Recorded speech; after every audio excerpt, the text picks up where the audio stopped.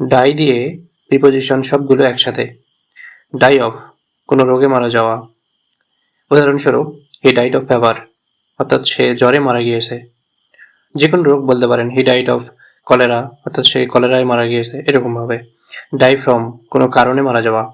উদাহরণ, he died from overeating, সে অতিরিক্ত খাওয়ার জন্য মারা গিয়েছে। ডাই বাই, দুর্ঘটনায় মারা যাওয়া। হি ডাইড বাই অ্যাক্সিডেন্ট, সে অ্যাক্সিডেন্ট করে মারা গিয়েছে। ডাই ফর, আত্মত্যাগ করে মারা যাওয়া। We are ready to die for our country, অর্থাৎ আমরা আমাদের দেশের জন্য জীবন দিতে প্রস্তুত, অর্থাৎ আত্মত্যাগ করতেছে, জীবন উৎসর্গ করতেছে। ডাই ইন, কোনো ঘটনা বা কোনো সময়ে মারা যাওয়া। হি ডাইড ইন 1971, সে 1971 সালে মারা গিয়েছে। আত্মহত্যা করা, এখানে ব্যতিক্রমভাবে হচ্ছে কমিট সুইসাইড ব্যবহৃত হয়, অর্থাৎ উদাহরণ হচ্ছে সে কমিটেড সুইসাইড।